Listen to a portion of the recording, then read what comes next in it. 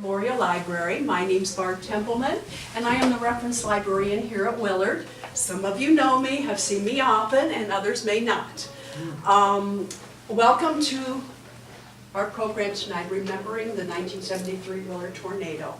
It was exactly 45 years today that the tornado took place, and as it hit Willard, they cited it coming, but it actually struck Willard at 6:01 p.m. So we're right in the zone right now.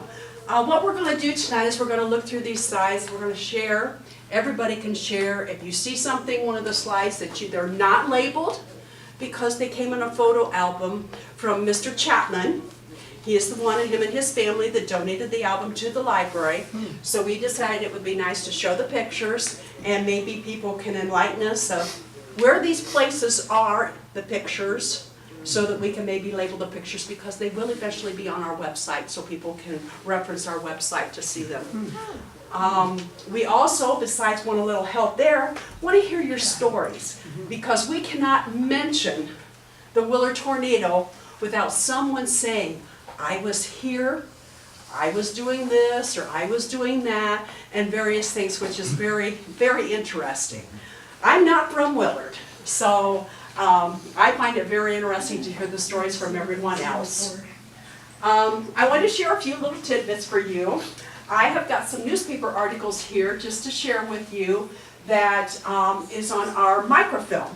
And our microfilm is now digitized, and it is in our local history and genealogy room here at the library at the back, and that's available for everyone to use. So I'm going to give you just enough little teasers from the newspaper so that you all will come upstairs at some point or another. Maybe you'll want to try looking through and reading the newspaper yourself. There was a lot of articles in the May 17th newspaper, which was a special edition that the newspaper put out, that covered the whole tornado, and it ended up being like collector's items for people.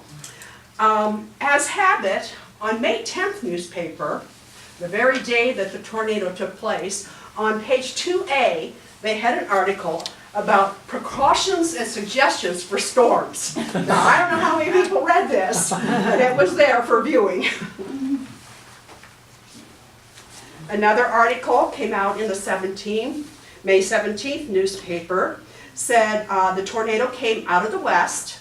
There had been oft-heard tornado warnings during the afternoon, but Huron County had not mentioned about it until 5 o'clock in the evening. The police records said that the funnel cloud was sighted west of Liberty Road at 5:22 p.m.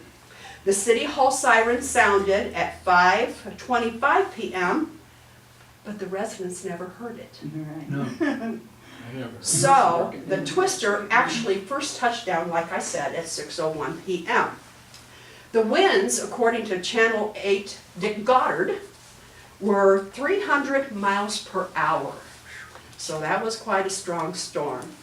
Several observers of the tornado said they saw two distinct funnel clouds, which were showing up here in this picture. They saw two funnel clouds. There was even one report of one person who said that they saw three. But as you can see, we can verify the two. And then they went back together and formed the one tornado. Other articles were tornado damage probably topped $6 million. The Army came, the National Guard, and they served over 1,700 sandwiches and over 10,000 coffees. That was the Salvation Army, right? The reserves came in too. Yeah. The National Guard reserves came in too, yes. They secured the place. Yes, and there are pictures too showing them available too, showing the Guard was here. They came too for security, so that, because people were coming over and stealing what they had left right afterwards. Always happens, doesn't it? Okay, I found this interesting too in the paper. It said, residents phoned from Greece and Netherlands. So I guess there were some people in Salaryville who had relatives or friends that were over in foreign countries. And the national news media had actually put the Willard tornado on the news, but they didn't really say what happened. So they envisioned all kinds of things about how we weren't even existing here in Willard anymore, and they were calling back to their family and loved ones to see, was Willard still there? Another thing, after the storm, many ads about tornado sales. This one is from Schaefer Motors, and they had at least 20 brand new cars that had stone chips and various things like that wrong with these cars, and they were willing to give off a few $100s in order to entice people to buy these cars. But then they also made sure that everybody knew they had some there that weren't damaged. So if you wanted to know what had damage, you could get it. This article here was from the Willard Times, saying with this issue here of May 17, they had so many copies. They started out making 500 copies of the paper, then they made 1,000 more copies, and then they made 2,000 more copies, and then they made another 1,000 copies, and finally they told everyone that we have to do tomorrow's paper, the next paper. We can't keep reprinting this all the time and tying up our press. So then they got to the point where they said, if you got extra papers and you don't want them anymore and you don't need them, bring them back, we'll buy them back from you, and then that way we'll have more to distribute to other people. Some people, they said, actually took out 30 newspapers just individually themselves, so I thought that was pretty funny too. The other thing here was, this is all the different groups of people that they listed that actually came to Willard to help out Willard in this time of trouble. Besides the Willard Police, there was Crestline, Shiloh, Plymouth, Shelby, Milan, Huron, Norwalk, Sheriff Departments of Huron County, Crawford County, Erie County, and Seneca County, Plymouth CD, Tiffin, Greenwich, Monroeville, Gibsonburg, Oberlin, Wakeman, New London, North Fairfield, Fostoria, Bloomville, Fort Clinton, Oak Harbor, Ohio State Patrol, Attica, Bucyrus, Bellevue, Margaretta, Perkins, Marion, State Game Wardens, Richland County, and the Protection Association of Sandusky. So we had a lot of people that cared and wanted to help us, so that was pretty good too. And I also want to note that we have many articles that said the Mennonites came over. Especially they helped out with the Coble Village. Yeah, cleaning up. Cleaning up the mess. So, we're going to get started, and at any time, share what you have to share. If you can remember, if a picture brings a memory back, share it with us because we want to hear it. Okay? The next thing will be an audio of two people's memories from the storm. So that wasn't too bad. There has been helicopters over all day. It's just a sight you read about, unbelievable. I hope in the rest of my life I've never witnessed anything like this again. The farm was hit real bad. Roofs off of both house and barn, and you couldn't get in the yard, the face said, for metal, tin, and debris. He was cleaning up today and burning. Don't think any of you will want to see it. Even took windmill tower down and moved that big piece of cement over enough so you could see down in the well. Snow's big barn and brick building all down. On White's farm, all the outbuildings and barn are gone. In New Haven, they got mostly wind, lots of trees down, and lots of roofs taken off. In the paper tonight, they said the wind was measured as 300 miles an hour. It took only about 10 minutes for it to do all this damage. There were more tornadoes all over and around us also.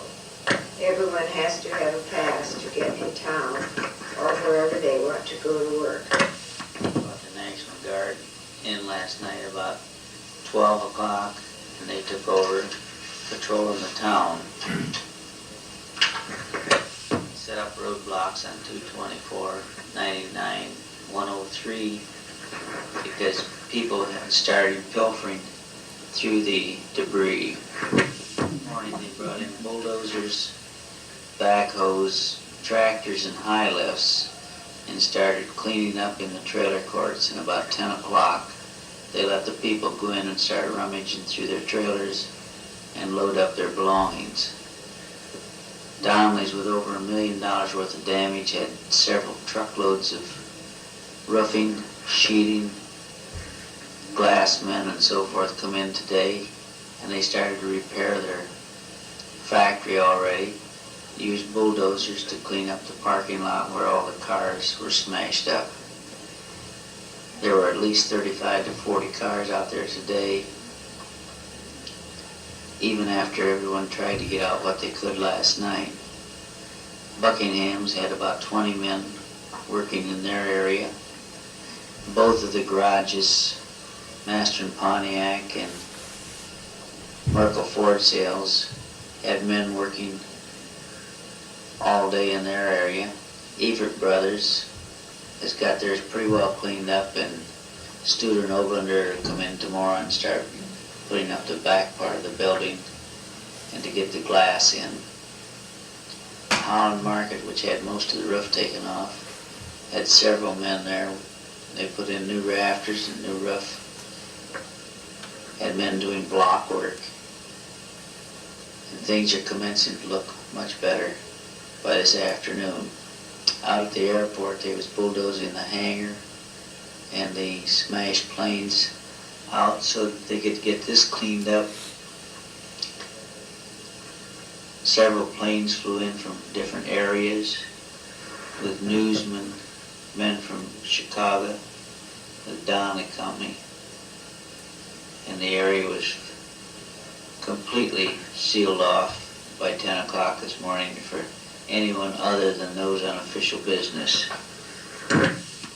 Cobo Village, the only thing left standing was a part of Mr. and Mrs. Fred Cook's mobile home. All the others were flattened. There today they had tractors and high lifts and so forth, trying to lift one trailer off the other, or pieces of trailers off of each other, so that the owners could sort through and get some of their personal possessions. I stopped out at Secor's, and they had 3 horses killed. They just finished burying them. They'd found all the rest of their animals. They'd taken them out to Getz's and different farms around, and they're keeping them until they can get their equipment and so forth collected together. The only thing left at the Secor farm was one little small building.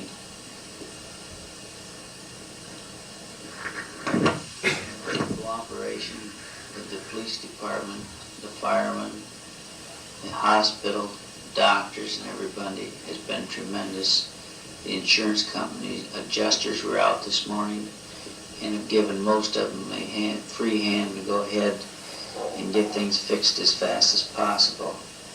This has meant an awful lot to most of those who had such a loss, especially in the business area. In the mobile home parks, the adjusters were there and talking to the people, making arrangements for payoffs, and also to try and bring in other trailers or mobile homes so that they could be set up as soon as possible. We brought our Mustang home this afternoon from the parking lot out to Donnelly's. All that's left as to the lights is the windshield. There's about an inch of broken glass and mud and debris on the inside. It was dented up heavily on the right-hand side, but did run on its own power. And this was just typical of the 250 to 300 cars that was in that parking lot. They were using big bulldozers to push the metal and the parts off the parking lot today, which came across from Briarwood Mobile Home and the factories, and it filled the parking lot and hit the automobiles as they were there that evening. As a person would see the actual destruction, there's no way to explain it. I took pictures today throughout the area, cleaning up and trying to get things back in order. The power companies were able to get electricity to some of the buildings this afternoon, and this evening Midwest had electricity, so they probably will open up Monday. It looks like Donnelly's will be several days before they will be back into operation. As of this this evening was 3 dead in the Willard area and approximately 100 injured.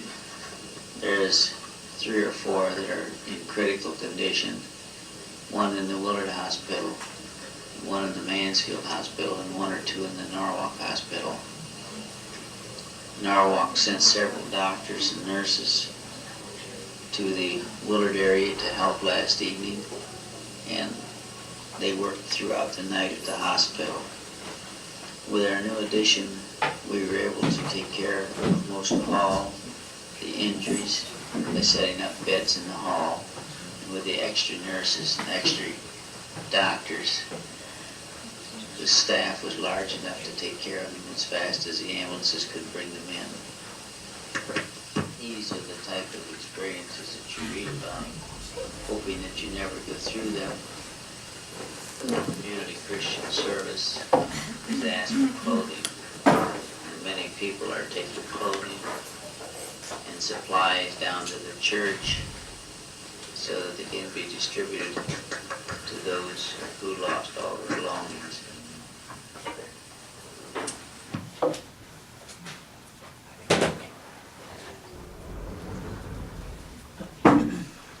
Now, we have no idea who the tapes are, who made the tapes or That's anything. Frank I Chapman. was gonna say, it If sounded you like Frank recognize, Chapman. you Yeah. can say, very possible, Yes. very possible. There's different things like that we have in our archival stuff that would be kind of nice to know, what they are, so we're trying to share them. So at any point, if you have any comments or you can tell us, just speak out. Not that it's gonna be a free-for-all, but just go ahead and speak out and tell us like what you're looking at. And then I'll pause at the end, once we talk about the pictures, I'll pause at the end for anyone who would like to share a story that they have, okay? I know that's the airport, right? And then I think we know the Goodyear place here. Does anybody have a story they wanna share? I was parts manager at the Master and Finance Buick out there, and it was about 6 o'clock, and I was getting ready to put the money in the safe, and got a knock at the front showroom window, and it was Johnny Archer from next door at the Ford Garage, and he says, "There's a tornado coming, you better get out of here."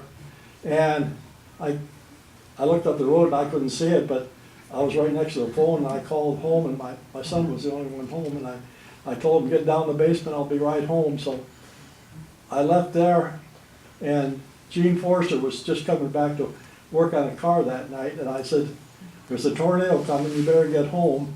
I said, "I just called home," and he says, "I better call home too," and I found out later that he took the time to call home, and it was too late. He had to get the back end of a car, and he rode out the tornado there in the back end of a car.